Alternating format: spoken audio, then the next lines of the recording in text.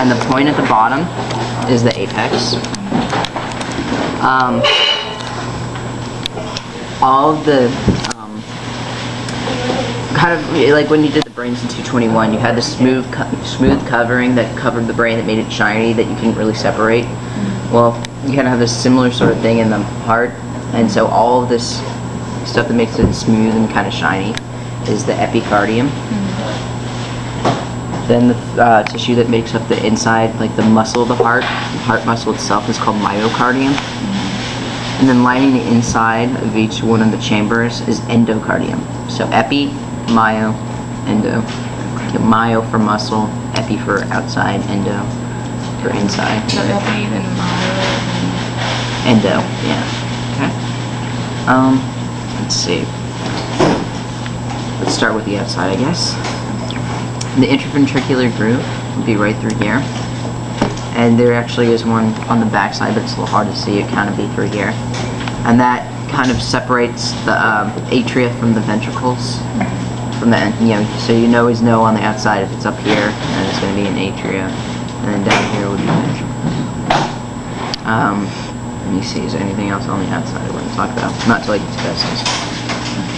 Here, separating the left side of the heart from the right side of the heart, is the interventricular septum, and it's made up of myocardium. Okay, and then on the left, this is the, let's talk a little bit about how you know left from right and front from back. Alright, you always will know the front side of the heart because you'll have the pulmonary trunk, which is this big vessel here across the front. And also when you flip the heart, you'll know left from right, because the left side of the heart has thicker myocardium than the right side of the heart, which has thinner myocardium. The reason it's thicker on the left-hand side is your left side of your heart has to pump to your entire body, so it has to have a lot of muscle behind it, where the right side of your heart just has to pump right to your lungs and back, and give the blood enough force to get to your lungs and back. So you have the thinner wall on that side. Okay. So right up here, we have the left atrium, which is going to receive oxygenated blood that's come from your lungs. And then you have the valve here. Does anybody know which valve this is? bicuspid. The bicuspid valve, right. You have the bicuspid valve on the left side, the tricuspid valve on the right side, and you always remember it as left comes first in ABC order compared to right. Bicuspid comes first in ABC order compared to tricuspid. So that's how I remember it. Alright, and then down below, once it's passed through the bicuspid valve, you enter into the left ventricle. Where's that at? This is the left ventricle here. So it's kind of below the right atrium. Or the left atrium. I can't even speak. Okay. Then once it gets pumped from the left ventricle, it goes past this little valve right here. And this is the aortic semilunar valve. Now you have two types of valves in your heart. You have the cusp valves, which have these guys right here, and those are the chordae tendineae. And what those do is they anchor the valve open so that, and they keep the cusps in the ventricle, because what can happen, if you've ever heard of anybody having a prolapse valve, it means that there was something went wrong with their chordae tendineae, and their valve actually inverted and went into their atrium, which is bad news. Now, these cords are held open, or held down by papillary muscles, which this one's actually in cross-section right here, but you can see them better on the right-hand side. And they're these little things that look like kind of like stalagmites, like in a cave. And those are the papillary muscles. But the difference between the semilunar and the cusp valves is the semilunar valves do not have any cords. Where, like your bicuspid and your tricuspid valve, which are the atrioventricular valves, do have the chordae tendineae. Right. So, once your left ventricle contracts, it pumps the blood past this aortic semilunar valve into this vessel in the top of the heart, out through here, which is the aorta. Make sure you don't get the aorta confused with this. This is the brachiocephalic, which we don't need to know. Not really. They might have, if somebody's evil, they might pin this on the test and ask you which one it is. But I know on your sheet for the heart, it doesn't have it labeled. So the aorta comes directly out of the top of the heart. From the aorta, it branches off into the arteries, the arterioles, into the capillary beds where it drops off, your blood drops off oxygen, picks up carbon dioxide, then into the venules, then into the veins. Then it has to come back to the hearts to get pumped to the lungs to get oxygen. So you have two vessels on the back side of the heart. You have the superior vena cava, which is here, where my left hand is, and the inferior vena cava, where my right hand, right finger, pointer finger on my right hand is passing in. And so this is where blood returns to the heart and empties into the right atrium. Now, if the blood is coming from anywhere above your heart, it's going to pass in through the superior vena cava. If it's coming from anywhere below your heart, it passes in through the inferior vena cava. And like I said, they both empty. If you can see where my fingers are, they're now in the right atrium. Okay? Alright, so from the right atrium, the blood's going to get pumped past this valve right here. You can see it's kind of been cut open, but you can still see that there are cords there. So which valve is this? Between the right atrium and the right ventricle.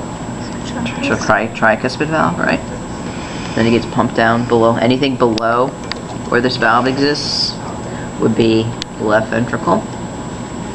Now from the left ventricle, it's got to get pumped out to the lungs, and it goes out through here. This is the pulmonary trunk, and right inside of the pulmonary trunk, you can see the valves right here. Well, this valve. It was the left ventricle or the right ventricle? The right ventricle. Did I say left? Yeah. I'm sorry. That's okay. I know what I'm thinking, but I'm just not saying it correctly. So your right side of your heart pumps to your lungs, pumps from your right ventricle out into the pulmonary trunk, past the valve right here, and this pump is between your right ventricle and the pulmonary trunk, so it's the pulmonary semilunar valve. And you can see this one's a semilunar valve, so it doesn't have any cords. You can see this right here. Alright, and this one is split right here is the pulmonary trunk. The pulmonary trunk goes out, branches off, goes to your lungs where the blood drops off its carbon dioxide, picks up oxygen, and then the blood has to return to your heart to get pumped to your body. So you have the one vein in the body that's going to pop oxygenated blood, and that is the, what are those veins called? Pulmonary veins, okay?